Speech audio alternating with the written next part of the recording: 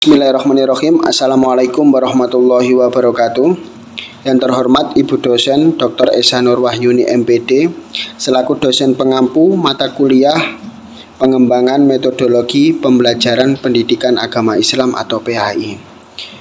Kali ini saya sebagai pemateri pertama akan menjelaskan materi terkait dimensi pengembangan pembelajaran dan karakteristik pendidikan agama Islam.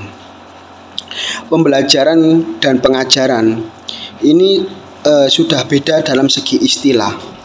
Untuk pengajaran tersendiri, ini pada sisi orientasinya ini subjek ini difokuskan ke dalam istilah pengajaran guru yang merupakan subjek lebih penting atau berperan aktif dalam kegiatan belajar mengajar. Sedangkan pembelajaran ini berfokus kepada peserta didik dengan berbagai upaya, cara, metode, strategi, terus kemudian dalam segi interaksi antara guru dengan muridnya, ini lebih condong ini peserta didiknya agar menjadi aktif, agar menjadi nyaman, terus asik dalam menerima materi yang disampaikan oleh kepada gurunya. Secara terperinci ya, yang pertama adalah terkait pembelajaran dalam pendidikan agama Islam. Mengenai dalam pendidikan agama Islam ini tak jauh beda ya dari pembelajaran yang mungkin dari semester 1 kemarin sudah pernah terkait sedikit-sedikit atau cuplik-cuplikan gitu ya. Pendidikan agama Islam ini sudah tidak asing lagi kita dengar, malah kan berkaitan dengan hal yang sering kita dengar atau yang kita sebagaimana di dalam ajaran-ajaran Islam, ini perilaku yang tidak baik, terus kemudian ini perilaku yang kurang baik, terus ini perilaku yang harus kita hindari, atau bahkan sesuatu yang sepenuhnya ini hak kita misalkan gitu, seperti itu, dan kita mengetahui antara halal dan haram dan lain sebagainya gitu ya. Terus pembelajaran dalam pendidikan PAI ini bagaimana sih? Yakni aktivitas sadar untuk menanamkan nilai-nilai keislaman kepada peserta didik dengan berpegang teguh dalam isi kandungan Al-Quran dan Sunnah. Pembelajaran dan pendidikan agama Islam yakni suatu proses yang saling berkontribusi dalam proses suatu pembelajaran yang ideal dengan menanamkan nilai keislaman serta memberikan pengetahuan yang baik. Salah satunya adalah pembelajaran dalam PAI. Itu kalau misalkan dalam konteks pembelajaran, salah satunya ada di MI, MTS, MA sampai ke perguruan tinggi atau UIN ya. Dari tingkat yang pertama kita bahas adalah di tingkat MI. Nah, dari tingkat dasarnya tersendiri ini sudah harus kita tanamkan sejak dini mereka bahwasanya dalam pendidikan agama Islam mempunyai ciri khas tersendiri. Meskipun tidak jauh beda dalam setara-setara sekolah dasarnya mereka atau disingkat dengan SD.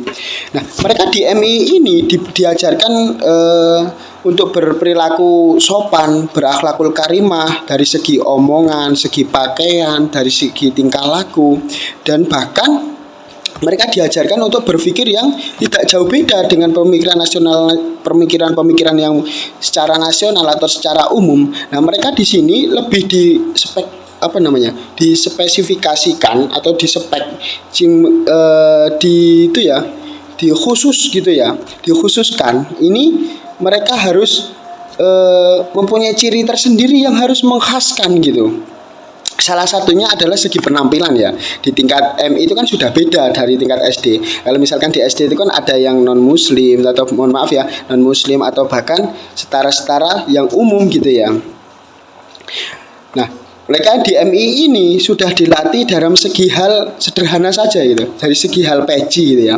Mereka dilatih menggunakan peci. Kalau misalkan sekolah yang tidak memakai peci, silahkan maju ke depan misalkan seperti itu Bapak gurunya. Mereka sudah harus ditanamkan sejak dini. Akan tetapi bagaimana seperti hal yang mereka langgar? Nah, kalau mereka dilanggar yang pertama itu adalah konsekuensinya atau menjadi hal yang pelanggaran hukumannya. Misalkan mereka disuruh menghafalkan Asmaul Husna misalkan. Nah, dari segi sini kita tanamkan. Ini loh Asmaul Husna, nama-nama Allah, ada nama-nama kebaikan Allah, ini ada 99. Dari ya Allah ya Rahman, terus entah dibikin lagu bagaimana, mereka dihukum dengan pelanggaran-pelanggaran tersebut. Nah, dari sini, dari pelanggaran atau dari hukuman tersebut di sini, mereka sudah sudah dibekali dengan ajaran-ajaran Islam gitu, sehingga mereka untuk besok sampai ke perguruan tinggi mereka mempunyai ciri khas tersendiri dari peserta didik yang lainnya. Nah, di sini menjadi suatu ciri khas gitu ya. Nah, terus kemudian dari segi pembelajarannya tersendiri, sebelum memulai belajar kita usahakan untuk membaca berdoa bersama, misalkan entah itu Al-Fatihah atau itu dari sholawat nariyah atau dan sebagainya, intinya berbau Islam gitu ya. Nah, dari sini mungkin banyak sekali ya yang mungkin belum bisa menangkap secara umum gitu atau secara normal. Mungkin bagaimana terkadang ada ya peserta didik itu yang mempunyai daya pikir atau mempunyai kemampuan tersendiri. Ada yang biasanya diajarkan dengan keislaman, suruh menghafalkan juz amma, misalkan surat An-Nas sampai surat At-Takasur, misalkan Al-Hakumut Takasur. Mereka terkadang ada yang keberatan, ada yang kemampuannya turut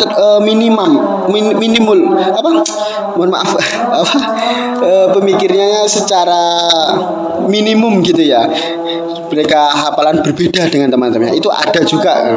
Nah, akan tetapi sebagai pendidik ini tidak lelah dalam mengobati atau mengatasi hal-hal yang seperti ini. Akan tetapi kita bimbing terus mereka, yang kita ajari dengan makhraj-makhrajnya satu huruf per huruf, terus kemudian ini loh tanda wakof, terus kemudian ini loh huruf yang dibaca, misalkan dibaca nun mati ketemu ini, kita ajar kita tajwidnya lebih dasarnya. Terus kemudian mereka kita ajak ke cara bacanya. Ini kalau misalkan kho ini makhrajnya ini sampai ke tenggorokan, misalkan seperti itu. Terus kemudian sin bibirnya harus melebar ke samping gitu misalkan. Nah dari sini terus nggak usah terlalu ada ya, terkadang pendidik itu saya pernah itu mendengar bahkan gurunya adik saya sendiri disuruh hafalkan surat yang sedikit panjang itu, kalau nggak salah Al-Qari'ah itu ya, Al-Qari'atu mal Qari'ah wa ma adraka mal Qari'ah ila akhirih. Nah adik saya ini lapor ke saya, Mas saya dihafal sini loh, kok sulit-sulit banget gitu loh. Dan gurunya itu nggak mau mendidik secara personal, sedangkan adik saya kan terus terang jarang itu kalau mengaji itu nakal gitu kan ya, jarang menangkap apa yang disampaikan guru ngajinya.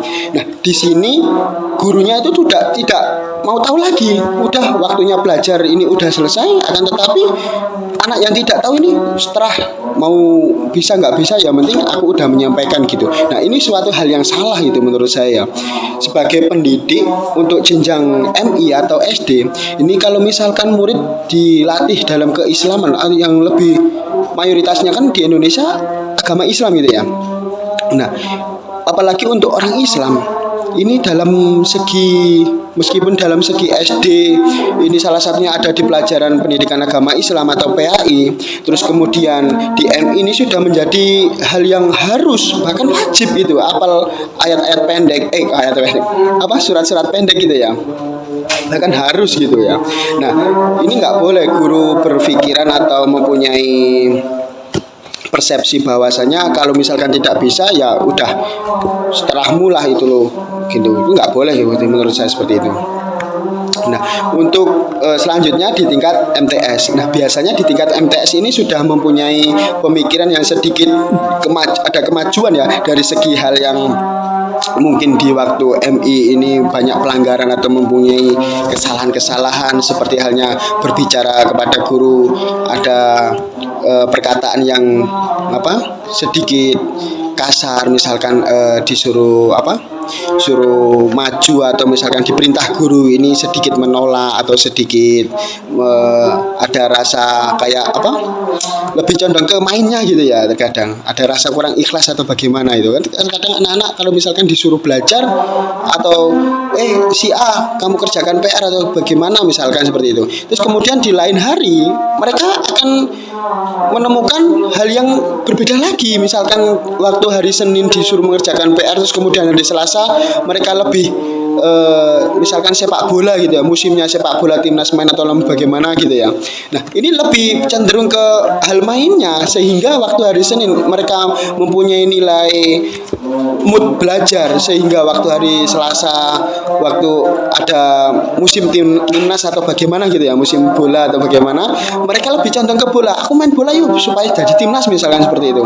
Nah, maka di sini di tingkat MTS ini mungkin itu mereka sudah mempunyai rasa paham gitu, bahwasanya kalau misalkan saya belajar misalkan saya bermain, mohon maaf, bermain ini mungkin saya sampai kapan gitu loh, mungkin ini tidak baik, sebaiknya saya belajar ke kelas, ini jamnya ibu ini, ibu A, ibu B, ibu C misalkan seperti itu. Nah, di sini mereka sudah menjadikan dirinya ini tahu posisi gitu ya, bahwasanya bermain terus waktu KBM udah mulai terus mereka bermain ini salah atau benar, ini mereka insya Allah sudah tahu gitu ya di tingkat MTS ini. Nah gitu, sehingga dalam segi misalkan mereka mempunyai pelanggaran atau dihukum, ini bahwasanya mereka sudah mempunyai ada nilai malu gitu. Kok pagi-pagi sudah di depan tiang bendera misalkan membaca Asmaul Husna misalkan, atau membaca surat yang panjang contoh Amayata Sa'alun misalkan seperti itu. Nah, itu kan mereka sudah paham, bahwasanya kalau dihukum di depan sini malu ya dilihat teman-teman, apalagi dilihat cewek-cewek misalkan seperti itu ya. Nah, oke, selanjutnya di tingkat MA gitu ya. Nah, di tingkat MA udah mulai mempunyai kemajuan, bahkan kalau dikatakan adalah masa remaja gitu. Nah, masa remaja di sini mereka sudah akan mengetahui di mana dia letak nanti kalau misalkan jadi polisi kah, jadi tentara kah, nah atau misalkan jadi kiai kah misalkan seperti itu. Nah, mereka sudah mempunyai nilai-nilai seperti bus itu sudah mempunyai nilai tujuan gitu, bahwasanya kalau misalkan tujuan ke Jogja mau ke Surabaya itu harus ke Surabaya tujuannya, nggak ke Pacitan atau ke Bojonegoro misalkan, karena mereka mempunyai titik terminalnya tersendiri gitu, titik tujuan. Bahwasanya belajar ini selama MI 6 tahun, terus kemudian selama MTS 3 tahun, MA 3 tahun, masa sekolah 9 tahun aku nggak jadi apa-apa, kan seperti halnya pemikiran yang mohon maaf ya sedikit agak tumpul gitu ya. Nah, di sini mereka paham kan bahwasanya orang tua saya menyekolahkan saya harus menjadi orang baik, berguna dan lain sebagainya gitu ya. Terus kemudian lagi ke jenjang perguruan tinggi, salah satunya di SETAI, IAII atau UIN. Ini menciri khaskan salah satunya Islam tadi gitu ya. Nah, menjadikan berpegang teguh kepada sunnah dan Al-Quran, mempunyai akhlakul karimah dari segi pakaian, terus dari segi ucapan, tingkah laku, adab dalam berperilaku, terus kemudian dalam bersilaturahim, terus dalam segi peribadahan. Mereka di jenjang perguruan tinggi ini sudah mempunyai nilai fakta masing-masing gitu, bahwasanya nggak mungkin lagi lah masa sudah menjadi mahasiswa perguruan tinggi agama Islam, masa lagi disuruh menghafalkan qul huwallahu ahad misalkan seperti itu, menghafalkan sifat-sifat wajib Allah misalkan seperti itu. Terus kemudian kalau misalkan tidak mengerjakan tugas, kita hukum membaca qul huwallahu ahad sampai 1000 kali misalkan, kan sudah menjadi hal yang tidak itu lagi, tidak lazim lagi gitu. Bahwasanya kalau misalkan salah ya konsekuensinya terima sendiri, atau mungkin tidak terisi mata kuliahnya, mungkin tidak mendapat nilai, mungkin mendapat nilai D atau E, bahkan gagal di dalam pencapaian semester. Itu kan sudah menjadi hal yang harus berpikir sendiri gitu ya sebagai peserta didik di tingkat perguruan tinggi agama Islam. Nah, seperti itu. Oke, next. Selanjutnya yakni adalah karakteristik pendidikan agama Islam. Telah saya sampaikan tadi ya, bahwasanya dari tingkat MI sudah mempunyai sudah kita tanami nilai-nilai keislaman seperti hanya segi pakaian. Ini loh, nak, kamu harus pakai peci supaya kamu ganteng misalkan, kita rayu seperti itu. Terus kemudian ini loh nak, yang putri, kamu pakai kerudung, pakai rok yang panjang. Ini terus pakai kemejanya yang panjang, jangan kamu lempit seperti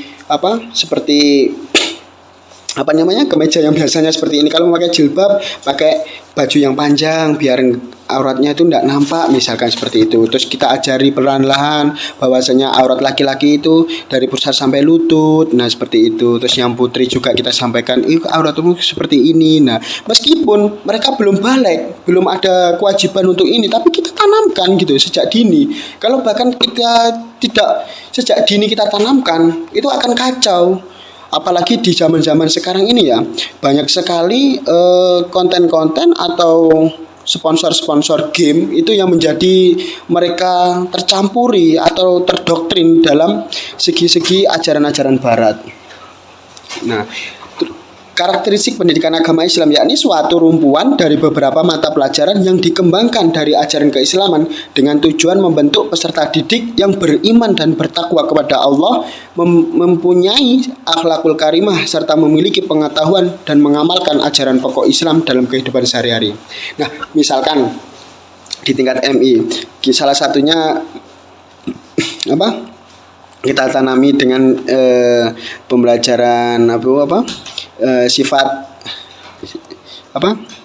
wajib Rasul gitu ya, kan ada 4: sidik, tablik, amanah, dan fatonah. Nah, dari segi sifat-sifat wajibnya tersendiri ini bahwasanya kamu harus rajin, terus kalau misalkan dapat amanah kamu harus menyampaikan, terus kamu harus pintar, rajin belajar. Terus dalam segi kecerdasan, kalau misalkan kamu malas belajar, kamu tidak akan pinter. Bahwasanya nggak ada orang langsung pinter, langsung murni keluar dari rahimnya ibunya itu dilahirkan langsung menjadi profesor atau menjadi dokter, nggak ada gitu. Misalkan kita ajarin seperti itu ya, terus itu yang mudah kita pahami lah, atau yang dapat dicerna sama peserta didik gitu ya. Nah, bahwasanya kalau misalkan lagi adab, misalkan kalau makan itu jangan pakai tangan kiri, pakai tangan kanan. Terus duduknya juga sunahnya tuh seperti ini. Terus kecapannya tuh juga seperti ini, misalkan seperti itu. Jangan makan di depan pintu misalkan, terus kemudian makan sambil berdiri. Nah, itu kita terapkan pelan-pelan gitu dari sejak dini. Terus kemudian MTS kita ajarkan lagi hal yang baik. Terus kemudian di MA kita latihkan menjadi bilal masjid. Terus kemudian kita tanamkan atau mungkin dimasukkan dalam pesantren gitu ya. Nah, di pesantren juga menjadi karakteristik pendidikan agama Islam juga akan di sini di tingkatnya tersendiri ada jenjang salafiyah di pesantren itu. Nah, bahwasanya kalau salafiyah ini lebih ke lebih ke haknya, ini adalah salah satunya untuk yang mudah kita pahami, ini mengkaji terus atau mengaji gitu. Ini tidak sekolah atau bahkan untuk pembelajaran seperti matematika ini sedikit dipelajari di salafiyah ini, lebih condong ke kitab.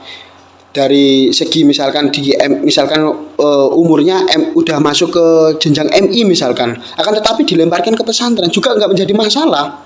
Yang terpenting adalah mereka tahu loh bahwa karakteristik seorang pendidikan agama Islam ini berpegang teguh atau mempunyai pedoman dua, yakni sunnah dan Al-Quran, sehingga tidak melenceng dari hal kemana-mana gitu ya. Dari hal mengaji juga nggak menjadi permasalahan dalam kamu anak pesantren seperti ini, terus kemudian nggak sekolah, nggak duwe ijazah, mau jadi apa misalkan seperti itu. Saya tidak setuju dengan pendapat seperti itu. Bahwasanya kenapa kok menjadi performa seperti itu gitu ya? Pandangan mereka kok itu bahasa Jawanya kok cetek tenan mandang wong semono iku. Nah gitu ya. Nah, di sini kita pelajari tersendiri bahwasanya mereka yang di salafiyah yang ngaji terus yang nggak tahu upacara bendera atau nggak tahu bagaimana upacara benderanya cuman 1 tahun sekali waktu hari santri misalkan seperti itu. Terus waktu 17 Agustus 2 kali bahkan gitu ya. Bahkan 2 kali loh upacara bendera itu. Walah, mau jadi apa kamu pesantren? Mau megangi apa? Megangi kitab terus mangan kitab kuning buatnya digodok sesuk nek rabi. Nah, misalkan kan ada orang bertanggapan seperti itu. Itu tidak menjadi hal yang nyeleneh menurut saya. Itu bahkan menjadi suatu menjadi suatu menjadi hal yang nggak kalah jauh dengan mereka yang berpendidikan di sekolahan gitu. Mereka yang salafiyah meskipun sarungan, berpakaiannya pakai baju koko, pakai kopiah terus pegangannya kitab kuning, terus nggak pernah berwawasan yang luas itu nggak menjadi masalah menurut saya ya. Itu bahkan lebih kental, itu lebih sulit untuk mendoktrin orang seperti itu terkadang. Karena mereka setiap hari atau rutinitasnya itu adalah melihat kitab kuning, penjelasan dari guru-guru mereka gitu. Malah bahkan bahasa keislamian atau bahasa santrinya tuh malah keramat orang seperti itu gitu ya. Malah bahkan menjadi suatu dikasih bonus sama Allah itu yakni karomah gitu ya. Ada kan itu seperti itu. Seperti halnya salah satunya adalah Gus Kausar itu ya. Kiai Gusnya Ploso Kediri itu bahwasanya beliau tidak bahkan SD itu entah tamat atau tidak gitu riwayatnya. Bahkan sekarang beliau itu pemikirannya jauh lebih beda, jauh lebih tinggi gitu dari guru-guru guru SD misalkan pendidikan agama Islam. Nah itu bahkan kalau saya pikir itu hadis berapa itu udah tercatat di pikiran beliau gitu. Itulah menjadi salah satu ciri khas dari orang pesantren atau yang di pendidikan salafiyah gitu ya. Terus yang kemudian ada di pesantren modern. Nah, di sini juga lebih bagusnya lagi di sini. Nah, mereka sekolah juga ditanamkan di nilai pesantren. Bali halnya bagaimana? Mereka sekolah ini terus kemudian diajarkan hal-hal akidah, fikih, akhlak, SKI dan lain sebagainya gitu ya. Pokoknya berbaru-baru Islam. Mereka dirutinitaskan membaca sholawat misalkan sebelum belajar, terus kemudian diajarkan sholat duha sebelum belajar misalkan seperti itu. Nah di sekolah modern ini juga sehabis sekolah terus langsung lari ke pesantrennya atau ke diniyah gitu ya, sehingga mereka ini mempunyai pemikiran-pemikiran yang kuat gitu ya, sehingga sulit untuk insya Allah kuat imannya dan sulit untuk ke hal-hal yang tidak baik atau ke ajaran-ajaran yang orang mengira itu bahwasanya pemikiran mudah untuk dicampur adukkan atau dikotori gitu. Ini jauh lebih bagus menurut saya. Terus kemudian lagi adalah pesantren vokasi. Nah, vokasi ini di sini dilatih dari segi hal salafiyah tadi yang yang ngaji terus. Nah, di vokasi ini ada perfaknya sendiri-sendiri. Contoh misalkan dibelajari untuk pertanian, peternakan, penjahitan dan lain sebagainya. Intinya sebagai halnya orang di pesantren itu tidak mungkin nggak dapat uang. Bahwasanya ada loh. Itu saya mendengar dari guru saya, orang yang belajar atau ngaji terus itu jangan takut melarat gitu bahasa kasarnya. Jangan takut tidak punya uang. Bahwasanya Allah telah menjanjikan orang yang berilmu itu akan tercukupi atau gimana gitu kata beliau. Kata guru saya seperti itu yang saya tangkap itu. Intinya jangan khawatir kalau misalkan kamu belajar, kamu nggak makan, kamu kelaparan, kamu nggak bisa kerja, itu jangan khawatir. Intinya kamu ikhtiar gitu, ikhtiar dulu baru minta sama Allah. Bahwasanya ya Allah saya nih belum makan kemarin, misalkan curhat atau seperti itu. Insya Allah terwujud suatu hal yang menjadikan perantara kita menuntut ilmu untuk bisa mencapai hal-hal yang kita inginkan. Insya Allah, Allahumma amin. Terus kemudian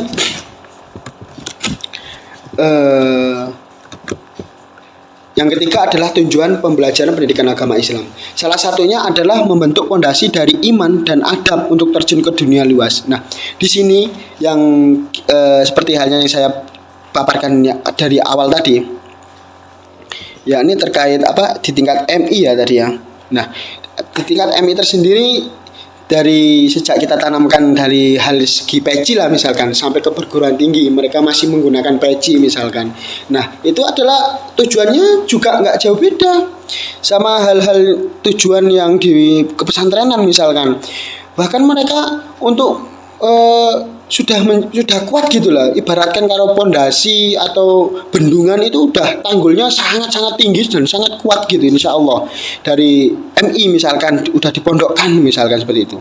Sehingga mereka diterjun di masyarakat itu tahu, oh ini loh hal yang tidak boleh dilakukan penuh. Oh ini loh hal yang sekiranya kita lakukan.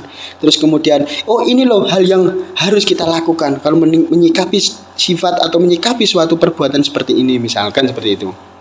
Nah, mereka sudah mempunyai pondasi yang kuat, mempunyai iman yang kuat, sehingga kalau misalkan terjun di masyarakat, misalkan waktu Jumatan misalkan seperti itu. Nah, bahwasanya jangan sampai lulusan MA terfavorit misalkan terus disuruh azan atau misalkan disuruh Bilal, terus dari khotib misalkan atau amil zakat misalkan, jangan sampai bilang tidak tahu atau tidak bisa gitu.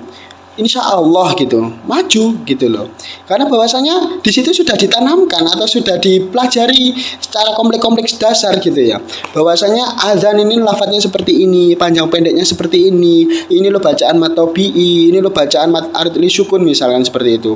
Terus kemudian dari segi amil zakat ini loh untuk bagian orang ini seperti ini, orang bagian ini seperti itu misalkan seperti itu ya. Nah di situ tujuannya adalah untuk memperkuat pondasi gitu, sehingga dalam pembelajaran pendidikan agama Islam kalau tidak ditanamkan sejak dini, ini menurut saya ya nggak sempurna gitu ya, gitu harus ditanamkan sejak dini gitu, sehingga untuk besarnya nanti ini sudah mempunyai jiwa yang profesional katakan seperti itu. Nah profesionalnya dalam bagaimana? Dalam segi halnya turun di masyarakat tadi, kalau misalkan disuruh Bilal, insya Allah gitu, ya insya Allah harus sopan, tunduk sama orang tua. Nah itu menjadi tujuan pembelajaran pendidikan agama Islam, karena tahu konteks di Islam tuh bahwasanya kalau misalkan berbicara dengan orang tua, terus birrul walidainnya seperti apa, itu harus tahu gitu. Jangan sampai lulusan pesantren atau dari pendidikan agama Islam kalau misalkan sama orang tuanya berbicaranya tidak jauh beda dengan teman kerabatnya. Misalkan, nak tolong ambilin gelas misalkan, walah wegah cukup dewe, nah itu bahasa Jawa misalkan, nah itu tolong ambilin gelas, wah nggak mau loh, saya lo masih PS-an ini mah katanya seperti itu. Nah itu jangan seperti itu, jangan setarakan orang tua dengan kerabat atau teman kita gitu. Bahwasanya tingkatan kalau kita tidak berkat orang tua, kita nggak mungkin ada di dunia ini. Nah gitu. Nah jangan sampai seperti itu. Terus yang selanjutnya adalah metodologi pengembangan pembelajaran agama Islam.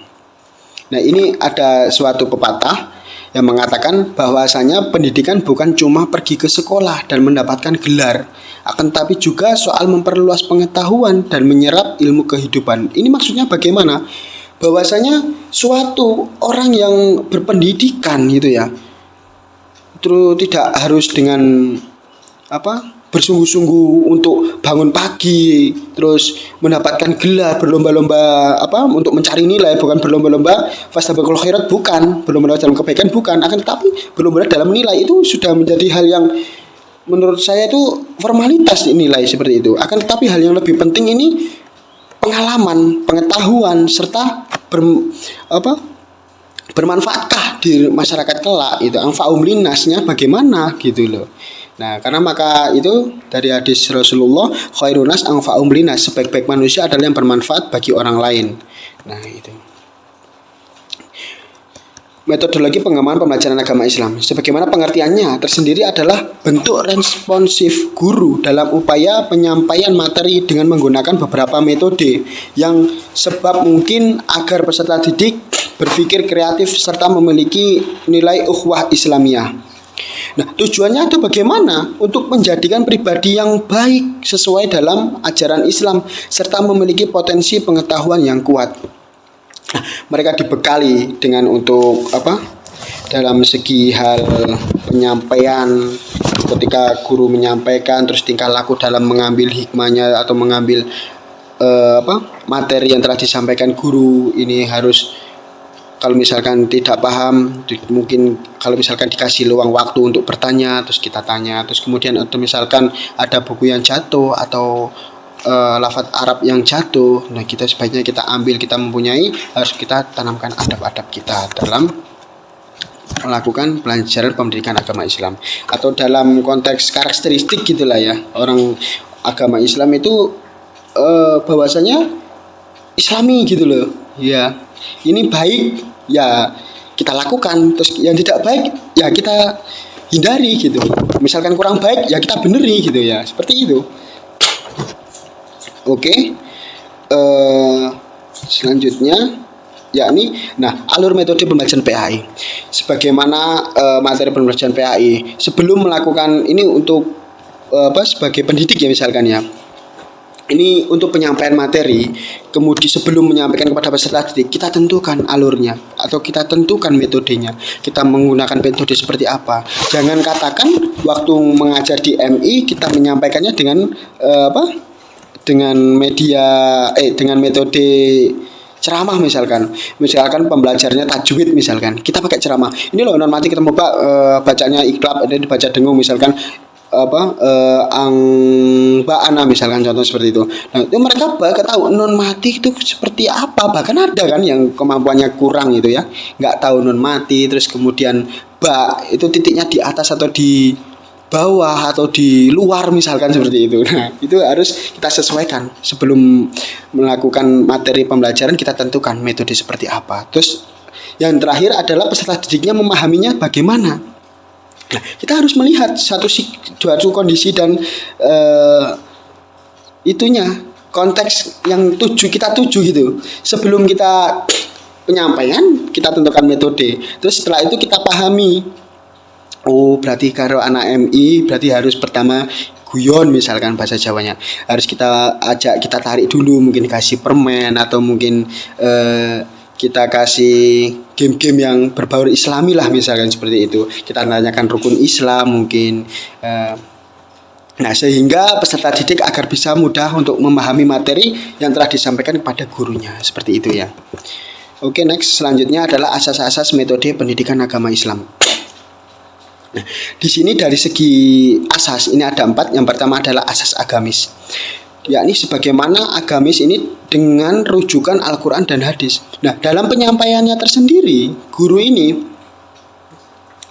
harus menyesuaikan. Jangan sampai yang diajarkan atau yang sudah menjadi ciri khas pendidikan agama Islam ini jauh beda dalam konsep Islam. Misalkan contohnya pembelajaran yang jauh dari Islam misalkan ya bukan berarti menghina atau bagaimana. Misalkan dikasih bahasa Inggris full misalkan, itu sekolah di MTS misalkan, itu bahasa Inggrisnya full, bahkan Arabnya itu minor dan mayoritasnya itu adalah Inggris misalkan seperti itu.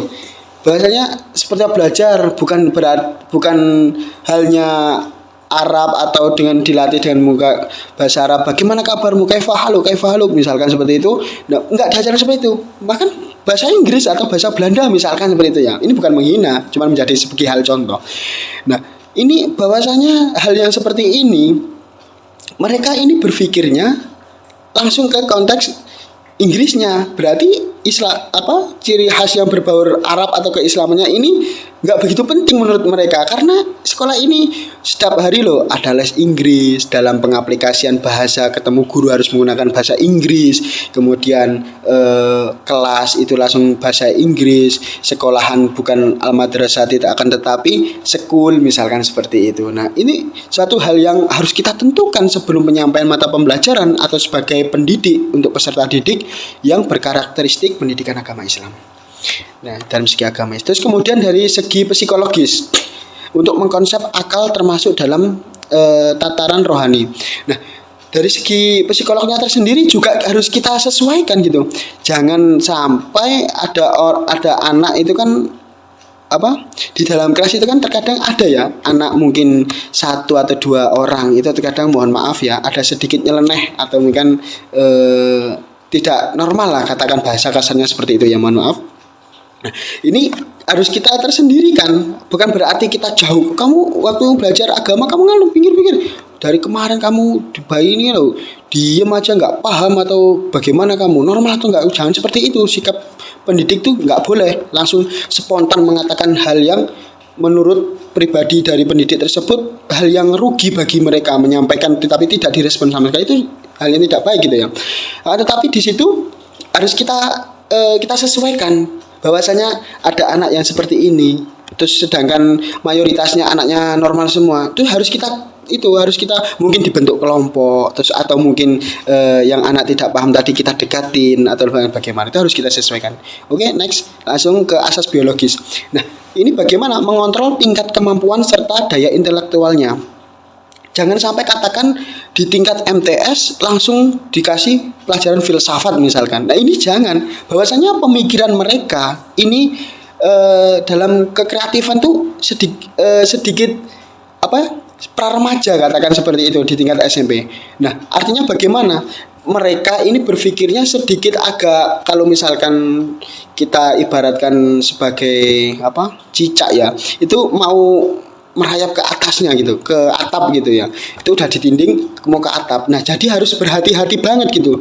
Mereka benar sudah bisa menempelkan kakinya ke apa, ke atap, akan tetapi belum tentu kuat mereka akan membawa berat badannya tersebut, membawa badannya untuk hinggap di atap. Nah, dan seperti itu. Anak MTS langsung dikasih materi ilmu filsafat misalkan seperti itu, filsafat dasar lah katakan seperti itu. Jangan sesuai jangan sampai tidak faknya atau tidak batas kemampuannya kita kita cekoi dengan filsafat ya. Nanti bahasanya kalau misalkan mereka berpikirnya filsafat terus kemudian mereka bertemu dengan orang tuanya ditanya seperti ini, bahkan mereka ditanya sampai ke akar-akarnya, bahkan orang tuanya bisa stroke ya.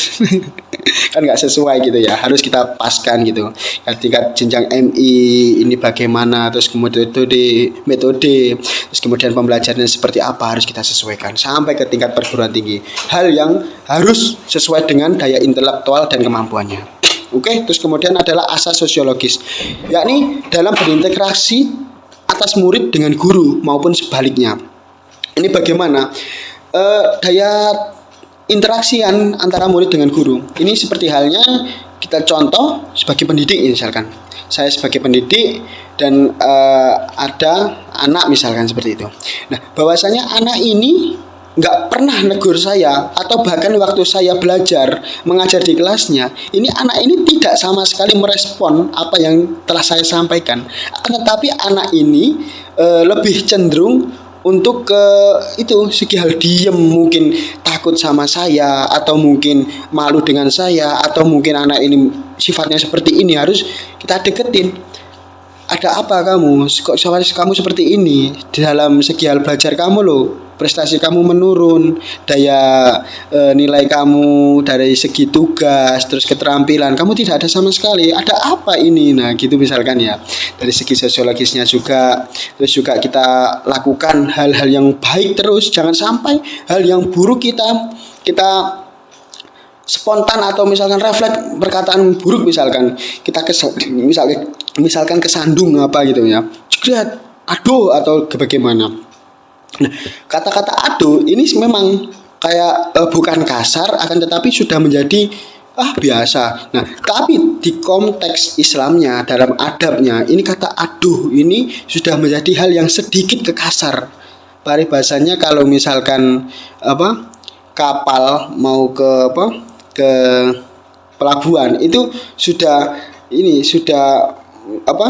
sedikit lumbur, bukan berarti lumbur kan sudah menjadi hancur gitu ya, itu yang pinggirannya kan sudah hampir gitu, sedikit lagi. Nah gitu, jangan sampai gitu. Kalau bisa seperti itu. Kalau misalnya nggak bisa ya udah, gimana lagi, sudah menjadi karakteristik itu ya, diri seseorang sendiri-sendiri gitu ya. Oke, next, selanjutnya reorientasi metodologi pendidikan agama Islam. Yakni sebagaimana seorang pendidik atau guru harus siap dalam membekali dirinya kemampuan, yang dimana peran seorang pendidik harus profesional. Nah, dari hal segi sini, ini seorang pendidik harus benar-benar menguasai apa yang akan disampaikan di sekolah tersebut gitu ya.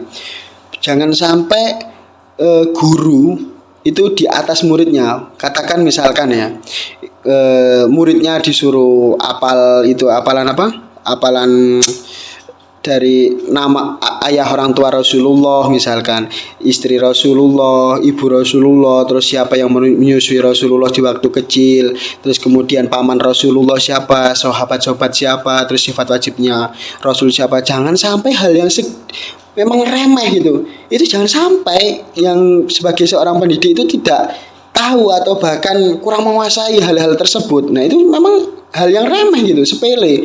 Tapi kalau misalkan kita menyampaikannya segarap singkat biasa, terus kemudian tanya, Bu, lah itu Abdullah siapa, misalkan itu ngetes orang, misalkan gitu.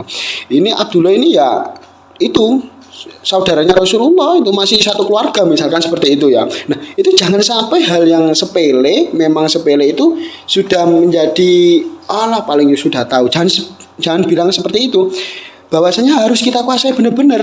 Akan tapi kita harus waspada kalau ada pertanyaan yang sepele kepada pendidik atau kepada kita besok kalau misalkan mendidik. Jangan sampai hal tersebut kita sepelekan. Nah, seperti itu ya. Terus kemudian ada guru kok nggak paham. Nah, sesuk wegah aku masuk karo Bu kae karo Pak iki. Wong pelajaran ngene lho gak paham. Aku yo mosok guru wis gede ndek titel. Nah, jangan sampai murid menghina kemampuan tersebut. Nah, kita maksimalkan diri kita sendiri. Makanya itu kan ada kan di dalam konteks belajar itu kan ada itu PTK kan, penelitian tindakan kelas itu kan ya. Itu mungkin di S1 sudah pernah kita pelajari lah yang PAI.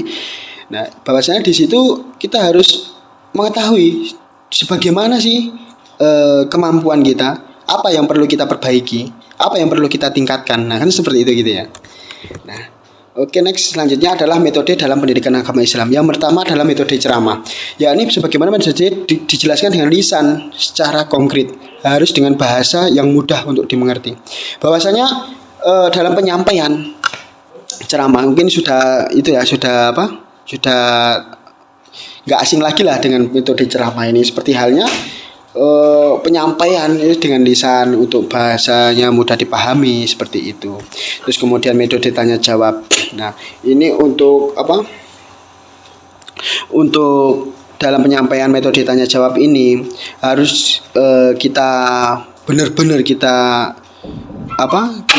pergunakan atau kita aplikasikan dengan sebaik mungkin. Bahwasanya kalau misalkan ada murid yang tidak tahu, terus kita tanyakan, terus atau apabila ada murid yang sudah mengerti, coba jelaskan bagaimana. Nah, kita sambil ulang-ulang kembali. Terus yang kemudian adalah metode diskusi. Nah, dalam metode diskusi ini penyampaian materi secara responsif dengan murid sehingga murid tidak mengantuk. Nah, contoh misalkan halnya membahas terkait SKI lah ya, studi kebudayaan Islam, membahas Bani Umayyah misalkan di tingkat madrasah aliyah. Nah, di tingkat di sini kita bentuk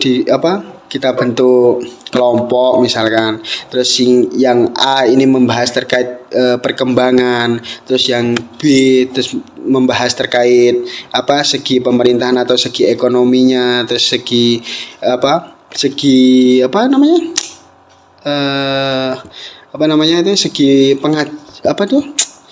dari pemerintahan atau misalkan seperti itu ya. Nah, itu diskusi sehingga murid di sini berperan itu berarti ini dia menangkap sendiri dari kelompok-kelompoknya. Oh, aku tadi baca ini seperti ini. Oh iya, aku tadi baca ini juga seperti ini. Nah, misalkan seperti itu. Nah, dari metode diskusi ini akan mereka bisa menjadi mempunyai pengetahuan yang seperti itu ya, seperti macan tuh menyakar-nyakar gitu ya. Saya tahu ini, saya tahu ini, terus saya tahu ini misalkan seperti itu. Nah, itu metode diskusi. Terus selanjutnya adalah metode pemberian tugas. Nah, dengan memberikan tugas beberapa soal agar murid benar-benar paham, kita sampaikan secara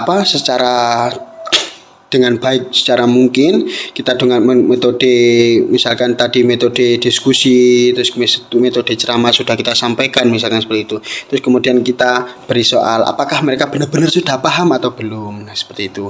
Terus kemudian metode demonstrasi, yakni peran seorang guru mempertunjukkan tentang proses suatu pengajaran, guru mempertunjukkan tentang proses sesuatu atau pelaksanaan sesuatu, sedangkan murid memperhatikannya. Sebagai halnya seperti menjelaskan terkait bab zakat misalkan. Bab zakat itu seperti ini, bahwasanya orang penerimanya itu mendapat berapa kilo misalkan seperti ini. Kalau misalkan penduduknya mayoritas atau negaranya mayoritasnya pangan pokoknya menggunakan nasi atau beras, misalkan harus beras. Kalau misalkan pakai gandum ya gandum misalkan seperti itu ya. Nah, itu harus kita gunakan metode sebaik mungkin. Jangan sampai kita mempelajari tajwid tadi seperti saya yang ucapkan dari awal, jangan sampai bilang menggunakan metode tajwid tetapi kita menggunakan metode ceramah, kan nggak tahu nun mati itu titiknya di atas atau di bawah, atau bahkan nanti nun itu bentuknya kayak mangkok seperti ini, atau mungkin bisa jim misalkan seperti itu gitu. Itu harus kita sesuaikan metode dalam pembelajaran tersebut. Di tingkat MI harus kita dengan pelajaran ini kita nyampaikannya bagaimana, intinya berprofesional sebaik mungkin gitu ya. Terus yang terakhir adalah metode masih ada lagi 7 ya ternyata. Metode yang keenam adalah metode eksperimen, yakni murid melakukan percobaan atau penelitian. Sebagai halnya misalkan di MA itu kan, ada kan jenjang MA itu ada IPS, bahasa sama IPA kalau nggak salah itu ya. Nah, misalkan satu percobaan ini misalkan dari bab nikah misalkan jangan diambil serius dulu gitu ya. Nah, kita sebaik mungkin atau seprofesional mungkin pendidik ini untuk agar mereka ini paham benar gitu ya, bahwasanya kalau kita tidak praktekkan atau tidak kita ilustrasikan, mereka kan tidak tahu bagaimana ini nanti kerabatnya seperti apa, yang tidak boleh dinikahi seperti apa, terus hal-hal yang tidak boleh menikah kok ngapa nggak boleh nikah, padahal kan yo nggak satu ibu, misalkan satu tunggal susu misalkan seperti itu, bahwasanya yang pernah menyusui kan tidak boleh untuk kita nikahi seperti itu gitu ya. Nah, terus kita sebaik mungkin kita susunlah metode apa yang pantas kita sampaikan kepada peserta didik, entah itu jenjang MI, MTS, MA, perguruan tinggi, nah dan bahkan ke pengaplikasian kehidupan sehari-hari gitu. Yang terakhir adalah metode pengulangan atau takror. Nah, biasanya ini di metode ini sedikit guru yang mengaplikasikan metode seperti ini. Bahwasanya guru kan ada yang penyampaian disampaikan secara terus agar materi cepat selesai dan cepat libur misalkan seperti itu. Nah, tetapi tidak melihat paham enggak murid itu untuk melanjutkan materi yang selanjutnya. Mereka terkadang ada guru seperti itu. Nah, pernah saya jumpai itu waktu saya PPL. Ini bahwasanya teman saya kan juga PPL juga, akan tetapi mengambil SKI. Nah, bahwasanya SKI itu kan banyak ya sekali cerita atau penyampaiannya harus dengan metode ceramah atau bahkan seperti itu. Nah, tetapi di sini mereka bukan berarti mengulang kembali materi yang telah disampaikan yang awal tadi. Terus berkelanjutan terus. Habis membahas nggak ditanyakan lagi ini bagaimana, misalkan cuplikannya saja itu tidak, tetapi langsung habis ini sampai ke ujian akhir sekolah misalkan seperti itu. Nah, itu terkadang sedikit yang mengaplikasikan dengan metode pengulangan atau takror, yakni sebagaimana pengertiannya adalah cara mengajar di mana guru memberikan materi ajar dengan cara mengulang-ulang materi tersebut dengan harapan siswa benar-benar paham dari materi yang telah diberikan, dengan harapan siswa bisa mengingat lebih lama materi tersebut. Oke, yang selanjutnya adalah pengembangan metodologi pendidikan Islam, yakni hakikatnya manusia dalam kenyataan hidup menunjukkan bahwa ia sangat membutuhkan suatu proses belajar. Justru diwajibkan atas orang Islam untuk belajar dan menuntut ilmu. Manusia tidak dirancang oleh Allah untuk dapat hidup secara langsung, akan tetapi untuk memahami jati dirinya. Nah, di sini Allah ini tidak kamu diciptakan jebriat langsung di bumi ini lari-lari langsung menjadi dokter misalkan seperti itu, kan tidak. Nah, seperti halnya yang contoh itu kan Nabi Adam gitu ya. Nabi Adam diciptakan oleh Allah terus kemudian diturunkan di bumi, kan terpisah sama Siti Hawa. Bahkan dia dikasih ilmu atau belajar sama Allah, berarti harus mencari ke sana ke kemari, terus maju mundur kanan kiri misalkan seperti itu. Nah, bahkan sampai mereka dipertemukan sama Siti Hawa, berarti kan itu menjadi salah satu segi hal belajar berilmu gitu ya, bahwasanya kalau diem saja terus tidur kan nggak mungkin bisa ketemu mereka. Akan tetapi halnya di situ Allah ini menciptakan atau dirancang sama Allah bahwasanya bahwa kamu di sini, saya turunkan di sini, harus kamu cari Hawa gitu. Kalau nggak, kamu nggak bisa mempunyai keturunan kamu misalkan seperti itu, misalkan gitu kan, nggak tahu ya rencana Allah itu. Terkadang ada hal yang spesial di suatu proses yang sangat berat itu. Nah, seperti itu ya. Oke, baik, terima kasih apa yang dapat kami sampaikan. Mudah-mudahan bermanfaat bagi kita semua. Saran saya sebagai pendidik juga ya, mungkin insya Allah ya, Allahumma amin, ini teman-teman sekalian semua akan menjadi seorang pendidik gitu ya. Dari segi jurusan kita sendiri, Magister Pendidikan Agama Islam, ini kan menjerumusnya ke pendidik gitu ya, pendidik, ke tenaga pendidik gitu, sebagai guru gitu ya. Atau kalau perempuan menjadi orang tua itu sudah menjadi ibu itu ada sudah hal yang wajib gitu kan gitu ya. Jadi ketika menghadapi murid yang nakal atau bagaimana, juga harus berpikir juga cara mengatasinya, terus kemudian sikap harus yang baik gitu juga ya. Terus kemudian kita aplikasikan nilai-nilai keislaman kita, sehingga jangan sampai apa yang telah kita sampaikan penuh dengan menggunakan Islam, tetapi diri kita tidak melakukan hal yang sama seperti yang kita omongkan kepada murid-murid kita. Itu jangan sampai seperti itu ya. Saya sendiri juga insya Allah akan mengaplikasikan sebagaimana yang telah saya pelajari tersebut dengan kajian-kajian Islam terkait pendidikan agama Islam, insya Allah. Mudah-mudahan apa yang dapat kami sampaikan bermanfaat. Dari saya apabila ada kekurangan, kesalahan atau tutur kata yang kurang memahami atau bahasa saya yang kurang sopan, mungkin saya namanya juga belajar gitu ya. Oke, mungkin dari saya sekian. Saya akhiri, wallahu muwaffiq ila aqwamit thoriq. Wassalamualaikum warahmatullahi wabarakatuh.